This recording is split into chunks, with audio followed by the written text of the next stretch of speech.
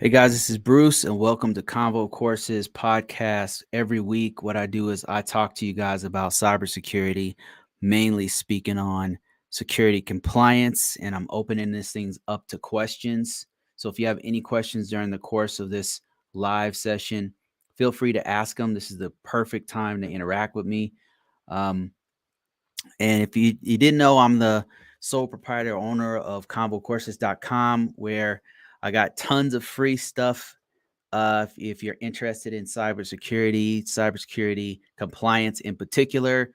Lots of downloadables, lots of free stuff for you to check it out. You know, you might not even be interested in cybersecurity, but how do you know unless you try?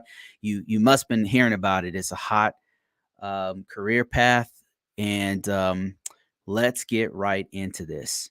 So, what I wanted to talk about today is somebody on TikTok said, just another guy selling a book. And yes, I am selling a book, but I'm also selling courses. I'm selling my time. But the thing is, I've been doing this for years. So it's kind of like I've been putting free content out for years. My site um, has like something like 600 free videos where I'm putting people on how to get into cybersecurity, how to do cybersecurity compliance, how to secure their system, all things cybersecurity I've been talking about for free. And you can still get this. That stuff's all out there. So if you're interested in this, the best place to follow me if you don't can't if you want to get stuff for free, you want to try it out or whatever, or get information, is to go to YouTube. YouTube has hour-long, literally, I do these every week. I've been doing hourly long videos for years, teaching people. Just ask me questions and I'll just go ahead and speak for an hour straight about a topic. So yeah, am I selling a book? Yes, on Amazon. I'm selling a risk management framework. This audience, most of the people in this audience will not be interested in that book. I'm selling to a very niche group of people who are interested in this. Is people who are in cybersecurity trying to make big money. Not everybody is willing to take the time to learn this trade and to get into this, and they want that quick money. But this is not quick money. This is long term money that's going to help you and your family for years. If you are interested in that, then you come to the right place, because I'm here to teach. And if you're here to learn, then let's do this. Somebody said, "What up, family?" Somebody said, "Any thoughts on IBM Cybersecurity Certificate on Coursera?" Coursera is really dope. Like Coursera, if I'm not mistaken, they're also doing the Google Support IT certification. So Coursera is incredible. Another one I would recommend is Udemy. I've taken Udemy myself, actually. Udemy is incredible because it has like a lot of entry level courses and stuff. IBM Cybersecurity Certification. My opinion on it is, this is the first time I've heard about it. That being said, one of the things that you want to look into whenever you try to get a certification is how popular is that certification. That matters. To give you an example of why that matters is because there's a certification called the CEH, and it's a certified ethical hacker sort of certification, and it's got a lot of traction. Like HR departments, companies know exactly what it is and what it does. It's for people who do pen testing. It's for people who are looking at cyber threats, cyber threat analysis, things like that. Now, in the hacker community, if you talk to most hackers, people have been doing this for a while, people really know what they're doing. They hate that certification. The reason why is because the certification is kind of I won't say it's a money grab, but it goes into a lot of the tools that you use for the trade rather than the actual theory. And I haven't read through the books for CEH. I would disagree with that. They teach you a lot of the fundamentals that it takes to learn the basics of hacking, and goes a little bit deeper. So I would say it was from basic to intermediate, but it's kind of got an unfair shake, in my opinion, from the hacker and the pen testing community, because it just doesn't go deep enough, and they want it to be more hardcore. If you want something more hardcore, you want to go to the SCP, OSCP, or Kali Linux, stuff like that. Those certifications have more hacker respect. What the point I'm trying to get at is CEH is a very marketable certification. If you have that certification, you're looking at and a little bit of experience under your belt, you're looking at 6 figures. But that's because it's a popular certification.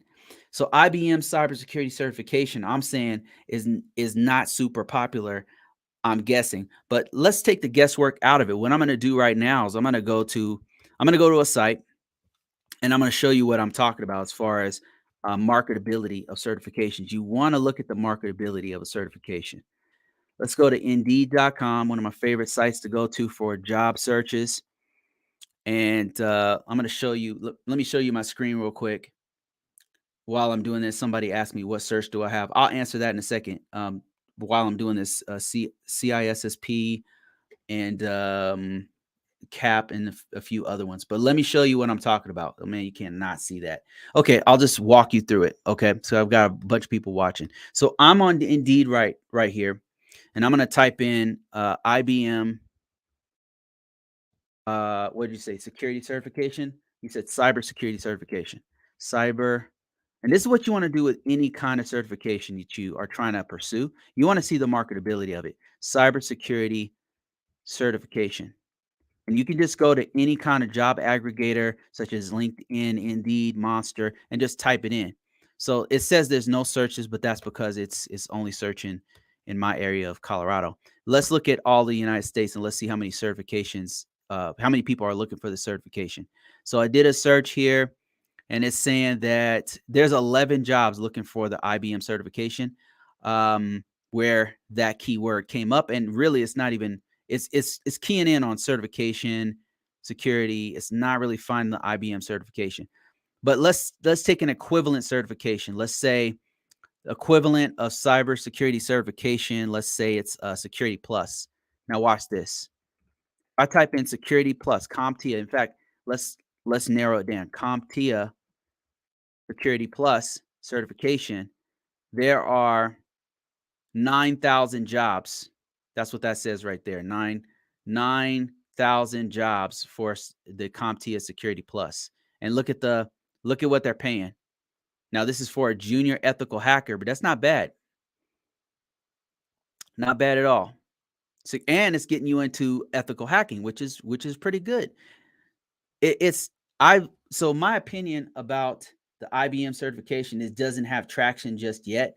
A lot of these vendors will try to create their own, and this is coming from somebody who has vendor level certifications. I'll get into what kind of certifications I have in a second, but vendor level certifications, some of them don't take off, some of them don't. They lose traction, and because it's the organization doesn't market them effectively, and what they lack that some of the certification organizations have, a couple being ISACA, which has CISA, CISM, C-Risk, and some of the others. CompTIA, which has A+ certification, Network Plus certification, Security Plus certification, and others. And then you have ISC2 squared, which has CISSP and a couple of other big-time certifications. What these guys do right is they market the certification. They know who to talk to get in on these lists, the government lists, to say, hey, these are approved set of certifications. They market it so that other people have to take the cert. And then it becomes a requirement, like they did with the CEH. The marketing on CEH is incredible. Like they did a great job on the marketing aspect of it. So my opinion of the IBM cybersecurity certification, it doesn't have traction just yet. I would probably go for something like a Security Plus if you're trying to get in the field and make money. So that's my opinion about it. I hope that answers your question. That's a question from TikTok, by the way. Here's another question that I have from Flores Leak, and it says, "What kind of certifications do you have?" So certifications that I have. Okay, I've got the CISSP. That certification single-handedly changed my life. It's a professional level certification from ISC2 squared. I got it not when it first came out, but shortly after it came out. So I have a pretty low number. They have a set of numbers. So I got mine in like 2006 or 2005 or something like that. And then I've got the ISC2 cap, which is it's for a security compliance for NIST 800. I've had 2 different versions of the Security Plus, one of which doesn't expire because I got it like when it first came out. I used to teach Security Plus, CompTIA. I had the original Network Plus, the original A Plus, which was 1 certification. Now it's 2. I have Microsoft MCP. I had the CCNA, but that expired. That knowledge has left me. Like if you don't speak a language for a while, it's gone. I mean, I understand still the basics. I could probably configure a router or something like that, but it will take me a minute. Then I've got a bunch of vendor level certifications. I've got one for ArcSight. I've got one for Qualys. I got one, and I got a few other ones, and I'm not, people call me a paper tiger or whatever, because I go out and get these certs and stuff. I would get the cert based on the job I'm in. Like if there's a job I need to do and they need me to learn this particular, a certain thing, then I'll go out and learn that. So that's why I have so many certifications. I got them out of necessity. I didn't get them because I was trying to get a bunch of certifications. It was all, for me, it's out of necessity. I got other things to do with my time. So, you know what I'm saying? Like the next certification I'm going to get is probably going to be a cloud-based certification. Like I'll probably get that AWS cloud practitioner one coming up real soon, because people keep asking me questions about cloud. I'm like, damn, I'm not really deep on cloud. So, okay, let me see. Jimmy says, thanks for the breakdown, man. I really appreciate that. Hey, man, no problem at all. Okay, so I wanted to take some, have people call in, but I don't have a lot of people joining me on YouTube, so I'll wait on that. In the meantime, what I can do is I could take more questions, and I can actually teach some stuff on NIST 837. Or you know what? I think a better thing to do is to speak a little bit more on certification, since I got a lot of people asking questions about it. Okay, so certifications I would recommend. Let's talk about that. Certifications I would recommend. I'm going to talk about the entry level, intermediate, to expert. Okay, let's start with entry level certifications. So entry level certifications I would highly recommend in this order. If let's say you come in off the street, you don't know anything about IT or computers, I would recommend A+ certification. That was the first one I took. It's a great introduction into the common body of knowledge that you need to know in order to troubleshoot systems and how to secure them, as well as the networking aspect of computers. A+ certification is one of the best ones from CompTIA. So CompTIA, let me just show you what that site looks like. CompTIA. Another one I would recommend would be the Google Support IT certification. This is CompTIA right here. It's one of the top certification organizations in the world. CompTIA, they got A+, they got Network Plus, they've got Cloud Plus. They've got a really good course curriculum that breaks down the basics of what you really need to know for this career field. So it's a really good starting point, I would say. And then another one I would recommend would be the Google Support IT, which a lot of people are getting jobs off of that for some reason. And then the other one I would highly recommend for entry level, if you've already taken the A+, if you've already taken Security Plus, stuff like that, is AWS certification. AWS Cloud Practitioner. This one's hot because Amazon, if you didn't know, owns a large percentage of the market share for cloud. So they're competing against Google. They're competing against, Oracle's in there now.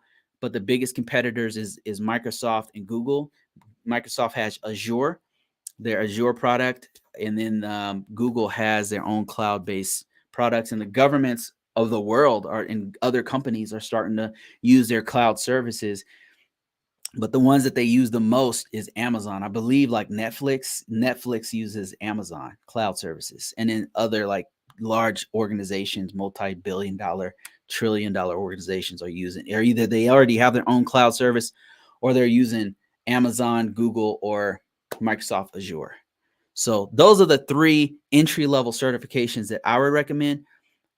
Intermediate, like let's say you're already an IT person, you've got like 3 years under your belt doing IT, you work on help desk, you work as a customer support. What would I recommend? I would recommend for entry level or intermediate is to go for a professional level certification. That's what I would recommend. That's a CISSP, top one, especially if you're doing cybersecurity. I would recommend if you're in networking, then you want to go with either a CCNA security or a CCNP security. I think they have a CCNP cloud and a CCNP video and all kind of other CCNPs. These are not easy certifications, but CCNP is from Cisco. It's one of the highest sought after certifications out there. It's going to pay you a lot of money. That's why I'm saying that you should do it. And on top of that, you're going to really know what you're doing because and then they Cisco owns a lot of the market share for networking technology. And the only other one that comes close is like Huawei, which is in China and is banned in the US and parts of Europe. Their products are, and Juniper, and I think Palo Alto or something like that, that even come close to their market share. But Cisco is the best, and so that's why I would recommend. That's one of the few vendor level certs out you could get by yourself. You can get that one cert by itself, and then that would be incredible. Like it will butter your bread. It's going to pay your bills. And then expert level certificate. Oh, another one for intermediate would be there's Red Hat certifications that if you happen to be a Red Hat person, and then there's Microsoft. So once you get intermediate, entry level is going to be like basic stuff that you need to know. But once you get into intermediate territory or professional level territory, you're going to drill down into like one or two products. Like you're going to be really good on one or two products. You're not going to be a master of everything. So once you get to that level, you're going to want to get a professional level cert in that field that you're in. If you happen to be Microsoft, you're going to get I don't know what they're calling it now, MCSE. MCSE, is that still valid? I haven't done Microsoft in a while, so I might be wrong. Let me see. MCSE. And correct me if I'm wrong, guys. If I'm okay, because I know that they changed it recently. Yeah, still MCSE. Okay, they have different. Okay, it's definitely evolved quite a bit. MCSE and MCSA. Yeah, that's a professional level cert as well. And then Cisco has CCNP. So you'd want to go deeper into whatever product that you know once you get to the professional level. Then at the expert level, that's very specialized typically. So an expert level cert would be a CCIE. And most people don't have it. It's like the equivalent of like a PhD. Not many people get those because they're super, super, super hard, and it takes a toll out of your life. I mean, it's serious.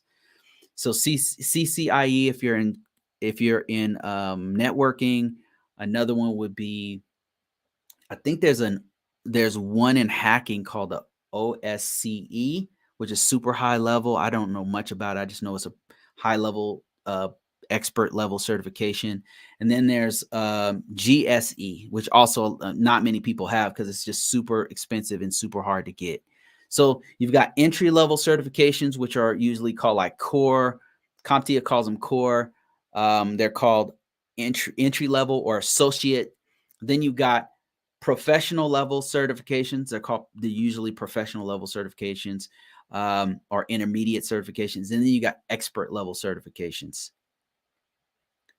What do you think about the IBM certification on a program on Coursera?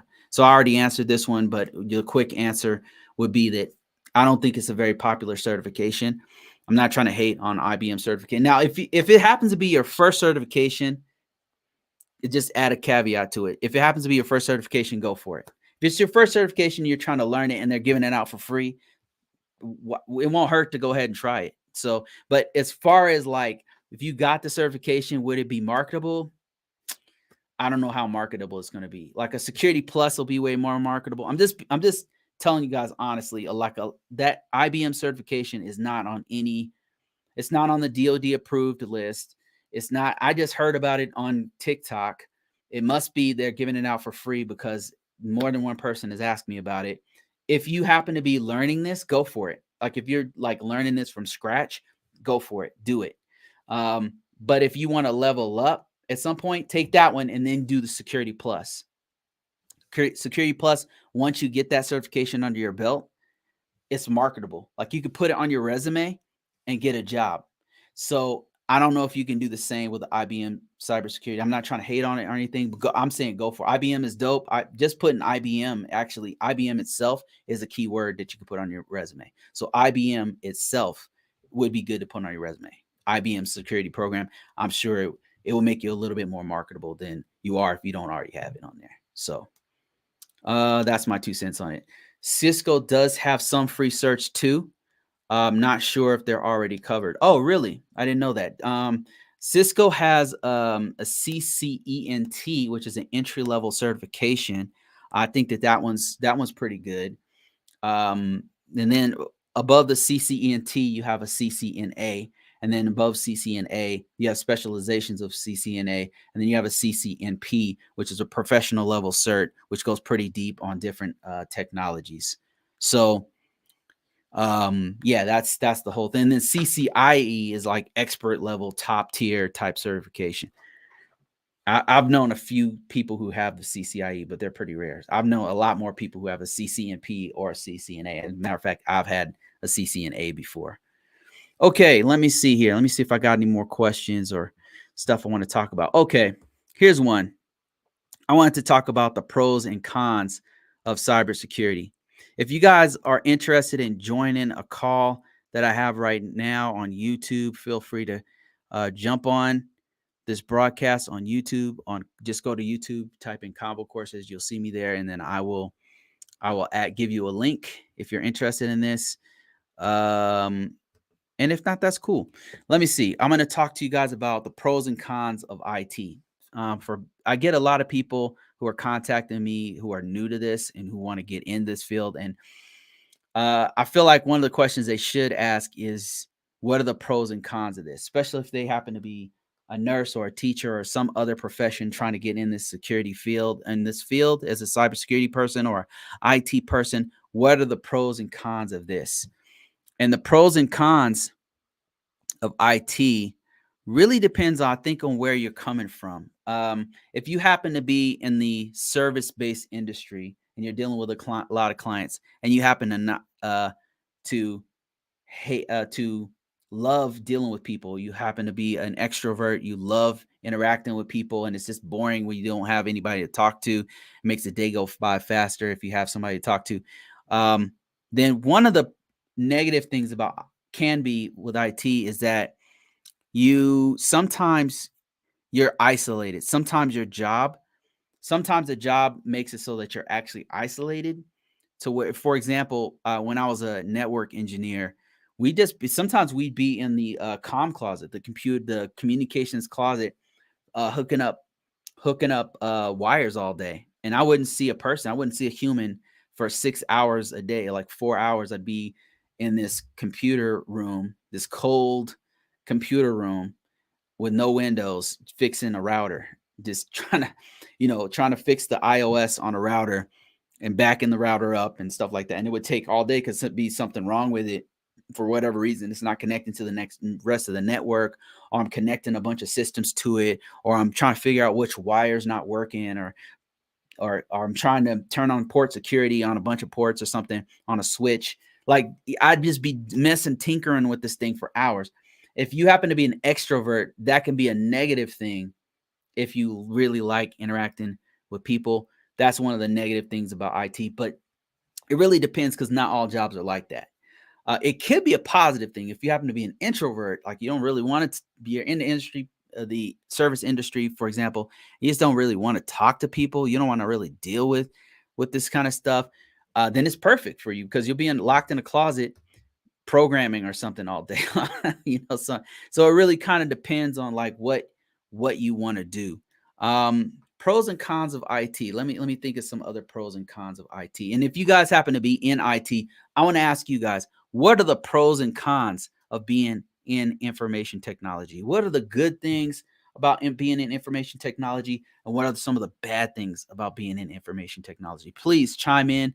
Feel free to talk to me about it. I'll read your comment on there. But one good thing I would say about IT is that it pays pretty good. Like, even if you start off entry level and you're not getting paid really good, after about a year, if you put that stuff on your resume, you work your resume right, you can very quickly escalate to another level. And a lot of career paths don't have that level of they don't have that kind of progression built into the structure. Like I know that I've got a few friends and family who were nurses who are doing nursing, or they were CNAs or something like that. And I noticed their progression's a lot harder. Like it's really hard to go from, say, a certified nursing assistant to a nurse. Like there's a huge gap in pay and skill set. And there's just this huge, huge gap between those two things. You would think it's close. It's not close at all. Like a certified nursing assistant is a huge gap. Whereas in IT, you can quickly progress one skill at a time and make a little bit more money, a little bit more money, a little bit more money. So that's one of the pros. And DG51 says remote working is a pro. Oh my Lord. That's a great one. That's a great point, man. Thank you for bringing that up. Remote work. Remote work is one of the best things about IT, the IT field, in my personal opinion, because a lot of people don't have that option. I think if you're a nurse, you'd be a traveling nurse and you can kind of have remote work, but you're still traveling, you're still going to site and stuff like that. But with IT, you can truly be remote, and there's networking jobs that are remote, like there's infrastructure jobs that are remote. There's cybersecurity jobs that are remote. There's computer consulting jobs that are remote. That was my last position.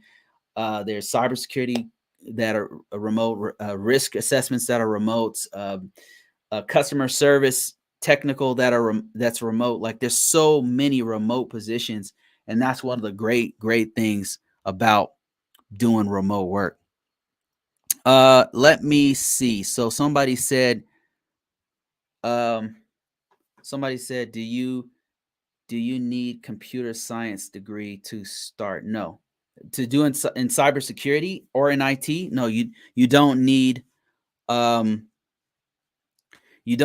have a degree to get into IT. So, and the caveat to that is that, and I'm going to prove it to you. I'm going to show you some.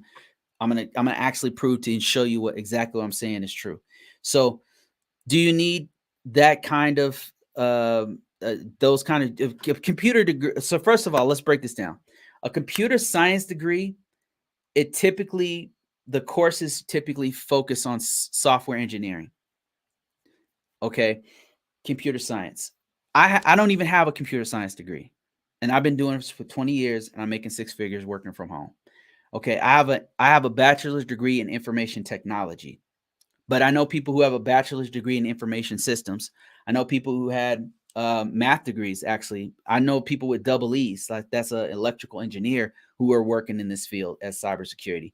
So typically, if they are looking for a degree, you don't even have to have a computer science degree or a cybersecurity degree. You just need something in STEM, which is science, technology, engineering, and mathematics. If you have that with a little bit of experience, you can get in there and make really good money. Now, that being said, there are jobs that don't require a degree at all. Now, let me qualify that. So they do expect you to either travel a lot or learn very quickly, or have like a GED, high school equivalent, or be working on a degree, or have a certification, or have a certain skill set. They usually want you to have something without a degree, and it's probably not going to pay as much. That being said, two of my mentors who taught me all kinds of stuff did not have a degree, and they were the highest paid guys in the room at any given time, but they were brilliant. They were coming out of the military with like 3-4 years of experience, and they were the main person everybody was relying on. So I'm just trying to qualify all this. But now let me show you jobs where you don't need a degree working in IT. So what I'm going to do here is I'm going to go to a job search engine, and I'm going to show you how you can find these jobs where it doesn't need a degree. Now, it does need you to know, you got to do the work. They're going to expect you to know exactly what you're doing. So you got to actually have some knowledge of IT. I'm not saying you could just walk in off the street This is not sweeping floors. You know what I mean? Like you have to know some stuff to come in to do this. So if you want to follow along, let me just explain to you what I'm doing because I've got people listening in on this as well. So what I'm doing is I just went to indeed.com. Okay. And I do job search. I remove the state, right? You got to remove the state because sometimes it'll come up with your local state if you happen. You can also do this on LinkedIn and go to the search results. And then what you're going to type in is entry level, entry level, entry level IT. Okay. That's all I'm typing in entry level IT.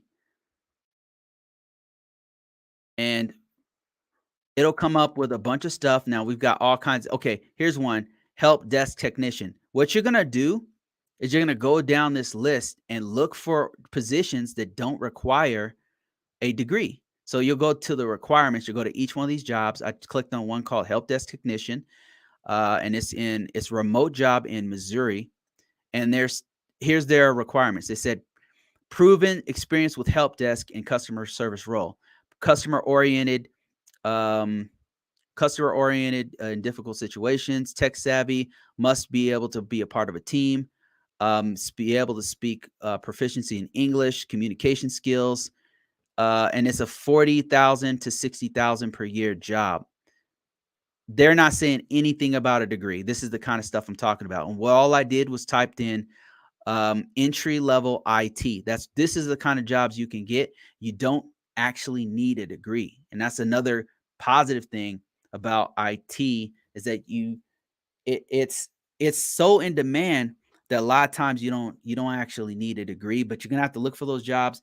And in addition to that, you're gonna have to know what you're doing because you saw that what they wanted you to have was a proficiency in actually fixing the computers, and they're looking for you to already have 1 to 2 to 3 years. Actually, they're saying here um, in a position, and it said or 1 year experience for entry level positions. And there's all kinds of positions like this that you can find, but you got to know what you're doing. You got to do your due diligence. And that's why I always tell people, hey, go for an A+ certification because it's going to break down the fundamentals of what you really need to get into this field, to get an entry level position just like this.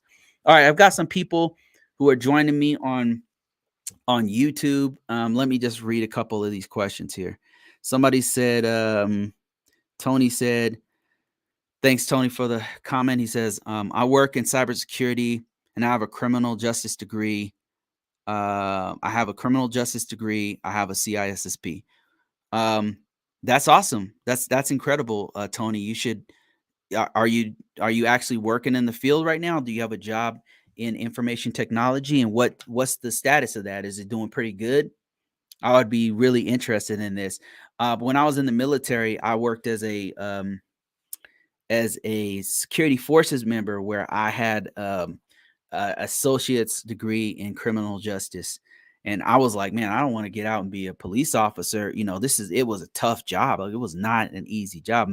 Mad respect to police officers because that's a thankless job where your customers hate your guts and you're dealing with the worst parts of society.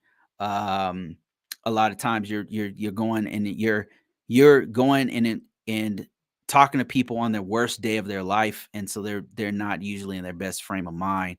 It's a hard job. I know, like, all the stuff going on with police officers today, and I'm not at all trying to justify some of the bad police officers that are out there because there's like right now there's an epidemic, and the police departments defend these guys. I'm not saying that stuff is good, like some of the stuff that's happening is good at all.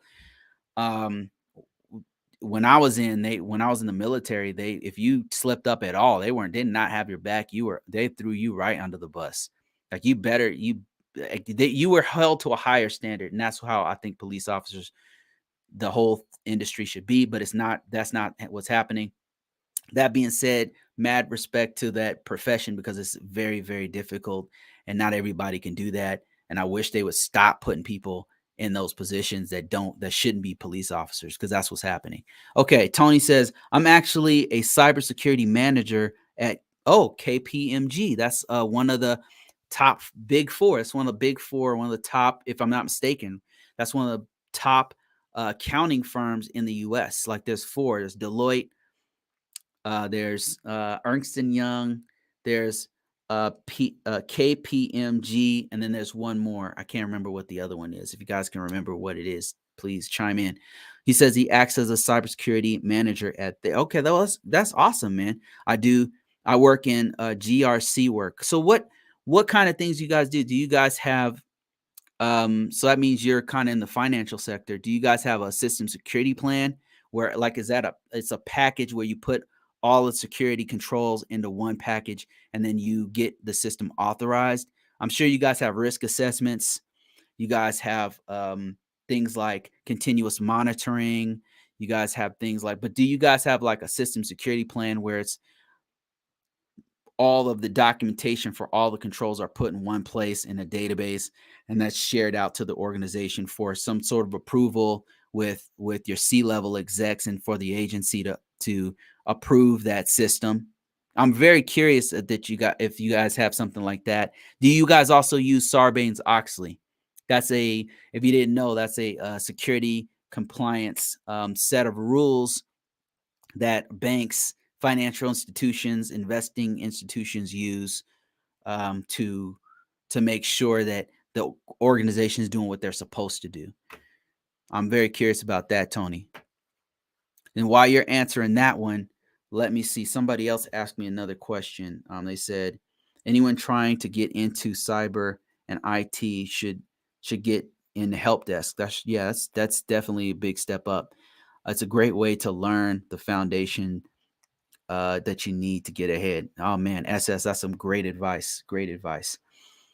Okay, so while I'm waiting on Tony to respond, I think I'm gonna go to SS's comment. So you work in KPMG, and then you said you work in GRC. Okay, I don't know if Tony's gonna respond, so let me just go to SS.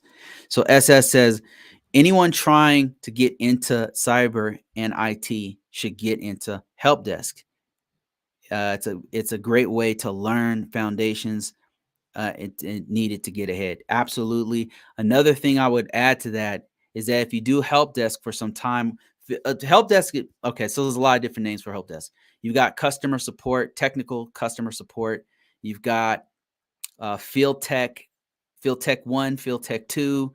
You've got a lot of different names for a help desk person, but essentially it's the first line of defense outside the user themselves, the first line of defense in the organization. It's the first person somebody calls when their computer is not working properly or it needs to be updated and something went wrong, or they need a backup, a quick backup of a desktop or a laptop or something like that, or they need to reconfigure their laptop or re-image the laptop or something. When they call the number, it goes to help desk. That's the first person that they're contacting. It really is great for your resume because it's going to give you like 1-2 years of experience where you actually get exposure to networking. You get experience with a little bit of cloud technology. If they have that in the environment, you get a little bit you might even get to touch some servers, some net routers, and cybersecurity, of course. So you just got to put all that stuff on your resume so that after about a year of work with that, being on the help desk, being on the front lines of that organization, that you can go ahead and level up after about a year. So yeah, a help desk was my actual first position on the job training. That was incredible. Like that experience, I don't take it for granted. Like when I was there, I was just wanting to like jump into routers or do firewalls or something like that, something specialized. But that foundational knowledge and skill set that I got of troubleshooting and trying to figure out basic problems on those computers in a production environment, that experience and that exposure allowed me to get into things like do deeper dives into things like networking, because I did network engineering for a while. It allowed me to do deeper dives into learning a bit of the software in a real environment, like how not to develop software in different environments like web pages and stuff and web applications and things like that. We didn't have that many back then, but from time to time we had to touch those. So those are some of the stuff that I learned on the help desk. So I would definitely agree with you on that one. All right. So I've been talking for a little bit. I really wanted to test out. I'm on this new thing where I can actually have people call in. I'm gonna keep using this until I can get people to call in and add their 2 cents on things like cybersecurity and security compliance. Maybe next week we'll do this again and then have people call in. But if you're interested in calling in at some point, give me your email and then I'll let you call in and I'll let you speak on all this stuff. And but for today, I think that's about it. Thank you guys so much for your questions. Thank you for your comments. Thanks, SS. Thanks, Tony. And all the people on TikTok. Wow, there's a lot of interaction on TikTok with just a very few people who've been following me. So thank you guys for that. But I'm gonna close this thing out. Thank you so much. Let's close out TikTok first in the live show. And then I was also live on the podcast. That's over. And thanks so much once again, as always. Thank you so much for joining me on YouTube. Thanks for your questions. I'm out of here.